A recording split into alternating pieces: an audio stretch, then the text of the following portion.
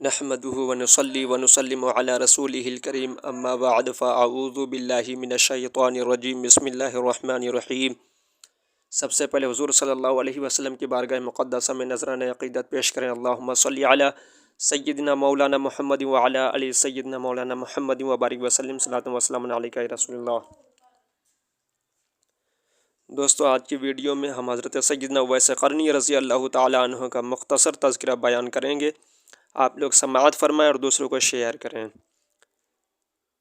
حضرت اویس قرنی صحابی ہیں یا تابعی ہیں؟ آپ تابعی ہیں تو آپ کی ملاقات کن صحابہ سے ہوئی؟ حضور صلی اللہ علیہ وسلم نے پیرہن مبارک کس کو عطا فرمایا اور کیا وصیت فرمائی؟ حضور صلی اللہ علیہ وسلم نے حضرت اویس قرنی کی کیا نشانیاں بیان فرمائیں؟ حضرت اویس قرنی کی دعا سے رب قدیر نے کتنے لوگوں کی مغفرت فرما دی؟ دوستو، یہ سب جاننے کے لیے ہماری اس ویڈیو کو آخر تک دیکھیے۔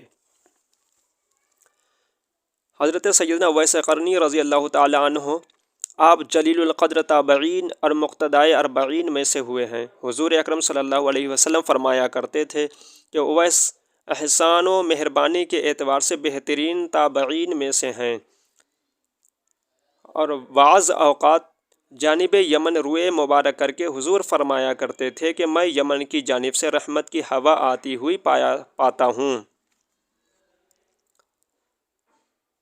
حضور اکرم فرماتے ہیں کہ روز محشر 70,000 ملائکہ کے جلوہ میں جو اویس قرنی کے شکل کے ہوں گے، اویس کو جنت میں داخل کیا جائے گا تاکہ مخلوق ان کو پہچان نہ سکے سوائے اس شخص کے جس کو اللہ ان کے دیدار سے مشرف کرنا چاہے، اس لیے کہ آپ نے خلوت نشین ہو کر مخلوق سے روپوشی اختیار کر کے محض اس لیے عبادت و ریاضت اختیار کی کہ دنیا آپ کو برگزیدہ تصور نہ کرے، اور اسی مصلحت کے پیش نظر روز حشر آپ کی پردہ داری قائم رکھی جائے گی۔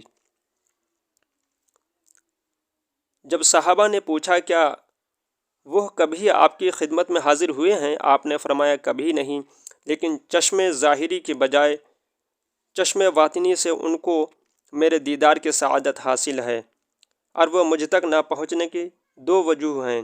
اول غلبہ حال، دوم تعظیم شریعت، کیونکہ ان کی والدہ مومنہ بھی ہیں اور ضعیف و نابینا بھی، اور اویس شتربانی کے ذریعے ان کے لیے معاش حاصل کرتا ہے۔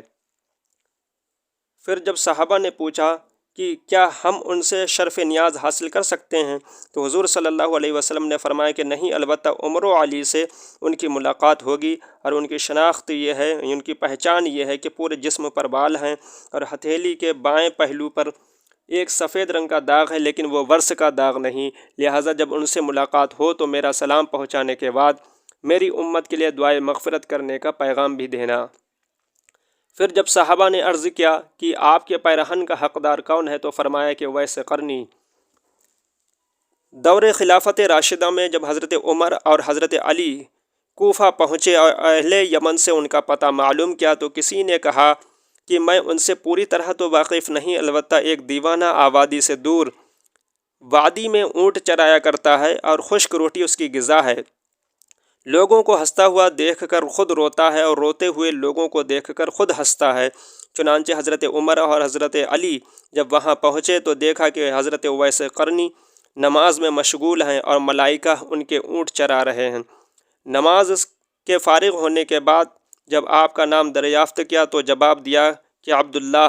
حضرت عمر نے فرمایا کہ اپنا اصلی نام بتائیے۔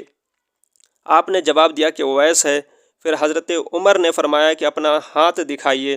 انہوں نے جب ہاتھ دکھایا تو حضور اکرم کی بیان کردہ علامت کو دیکھ کر حضرت عمر نے دستبوسی کی اور حضور صلی اللہ علیہ وسلم کا لباس مبارک پیش کرتے ہوئے سلام پہنچا کر امت محمدی کے حق میں دعا کرنے کا پیغام بھی دیا۔ یہ سن کر اویس قرنی نے عرض کیا کہ آپ خود اچھی طرح دیکھ بھال فرما لیں، شاید وہ کوئی دوسرا فرد ہو جس کے متعلق حضور صلی اللہ علیہ وسلم نے نشاندہی فرمائی ہے۔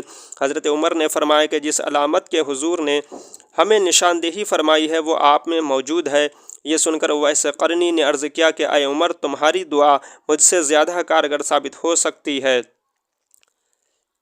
حضرت عمر نے فرمایا حضور صلی اللہ علیہ وسلم کی وصیت آپ کو پوری کرنی چاہیے۔ چنانچہ حضرت اویس قرنی نے حضور کا لباس مبارک کچھ فاصلے پر لے جا کر اللہ تعالیٰ سے دعا کی کہ یا رب، جب تک تو میری سفارش پر امت محمدی کی مغفرت نہ کر دے گا، میں سرکار دو عالم صلی اللہ علیہ وسلم کا لباس مبارک ہرگز نہیں پہنوں گا، کیونکہ تیرے نبی نے اپنی امت کو میرے حوالے کیا ہے۔ چنانچہ ندائے غیبی آئی کہ ہم نے تیری سفارش پر کچھ افراد کی مغفرت کر دی، لیکن آپ نے پھر عرض کیا کہ پوری امت کی مغفرت فرما دے۔ جواب ملا کہ ہم نے 1000 افراد کی بخشش کر دی۔ اسی طرح آپ مشغول دعا تھے کہ حضرت عمر اور حضرت علی آپ کے سامنے پہنچ گئے، اور جب آپ نے سوال کیا کہ آپ دونوں حضرات کیوں آ گئے، میں تو جب تک پوری امت کی مغفرت نہ کرا لیتا اس وقت تک یہ لباس کبھی نہ پہنتا۔ آپ نے فرمایا حضور اکرم صلی اللہ علیہ وسلم کا دیا ہوا لباس زیب تن کر لیا، اور فرمایا کہ میری سفارش پر بنو ربیعہ اور بنی مضر کی بھیڑوں کے بالوں کے برابر اللہ تعالیٰ نے لوگوں کی مغفرت فرما دی ہے۔ دوستو، آج کی ویڈیو میں اتنا ہی۔ استغفر اللہ ربی من کل ذنب و اتوب الیہ، لا الہ الا اللہ محمد رسول اللہ۔